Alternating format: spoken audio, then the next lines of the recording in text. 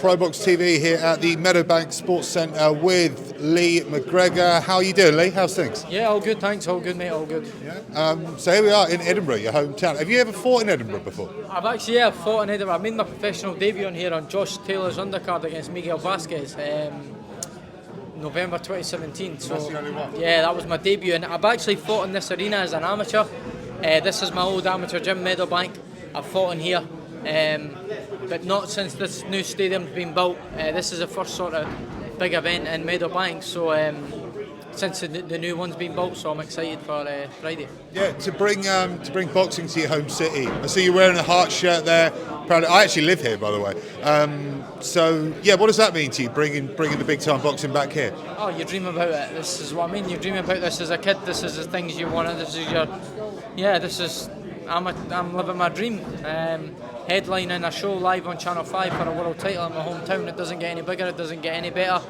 I've sacrificed my whole life for this, and we're finally here, so I'm excited, yeah.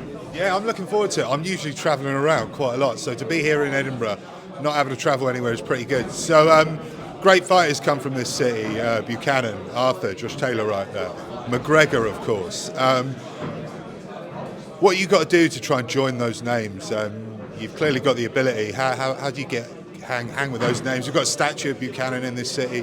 How do you carry that flag? Yeah, well, obviously I think chapter 1 of my career's closed. I've done well. I became European British Commonwealth champion at such a young, early age.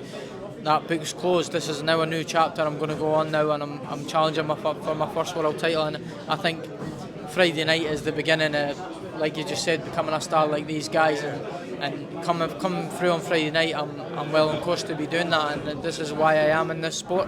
I want to become a legend. I want to create a legacy. I want to be remembered. I want to have statues. I want to have kids looking up to me. I want to bring big time boxing back to Edinburgh. So, well, I'm doing it. I'm living it. But I need to keep on winning, and I want to keep on achieving. I want to become not just a world champion. I want to be a multi-weight world champion. Yeah, well, obviously, Josh, right there was talk about him fighting in Hibs. Obviously, you wouldn't want to fight in that arena probably, or headline in there. But yeah, people really love boxing here. I've lived here for about 6 months, and yeah, people are really into it. Loads of gyms, but yeah, not as many events. They all seem to be in Glasgow. So, whereas all the fighters tend to be here. Yeah, no, they do. Edinburgh's, like it says, it's been starved of big nights, big fights for a while now. So. I believe this is the start of it. Josh is, I feel like, it's obviously outgrown, unless it's a Easter Road, a big stadium fight, and obviously fighting out in the States and things like that. But I do feel like this homecoming for me in Edinburgh is the start of something, and definitely I want to keep on building. I want to keep bringing big nights back to Edinburgh. I feel like Josh is a worldwide star. He likes to fight out in the States and that, but I'd love to build myself here and make this my home. And Friday night's the beginning of that. Yeah, I'm looking forward to it. I can't wait. It's a good card as well. Wasserman, you've signed with Wasserman. I don't want to delve in. I watched a couple of interviews today, and you said you had some personal problems, a bit of time out of the ring after being the main man in the country, UK, I mean, as well, not just Scotland. You were saying there, you won all those titles, then you knocked out Karim Gurfi in a round. That was spectacular. And then you had a bit of time off, but now you're back. So what have Wasserman got in store for you? I've heard you talk a lot about plans, world titles, things like that. So you must have one eye on the future.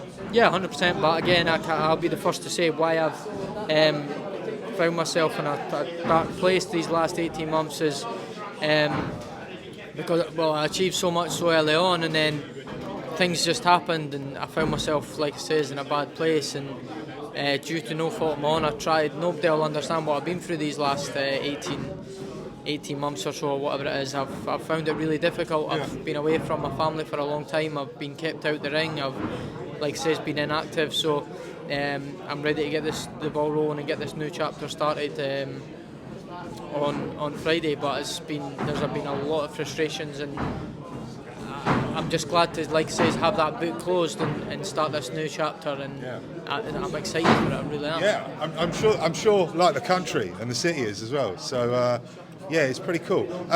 So you've got IBO title, vacant IBO title, on the line this weekend, which is great. And and then you're also ranked within a couple of bodies as well. I think WBA, IBF, if I'm right, 15 and 9. I think I am right. Yeah.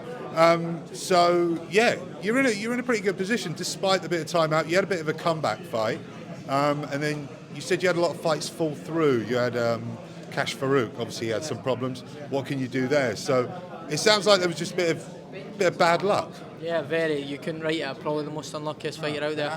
The rematch with Cash Farouk was done, signed, delivered. It was going to be Hydro in Glasgow, 10,000 people. The anticipation for that, due to the first fight, was huge. Life-changing, profile-wise, financially-wise, everything. That got ripped away from me, and then ever since that I've just had nothing but bad luck. I was looking, once I'd signed and agreed that fight, I was looking to, like I says, be set for life. And then you fast forward 18 months or whatever, and I'm finding myself, how am I going to manage the mortgage for the house that I've just managed to buy from the success that I had from the Farouk fight. Yeah. So it just shows you it can be taken away from you like that. So every fight I've just gone, I'm taking each fight as it comes, each fight step by step, and I'm going to leave everything in the ring on Friday night and make sure I come out victorious, and then we'll sit down and we'll decide what's next after that. Good man, brilliant. Can't wait. What are you expecting from your opponent, Rosas?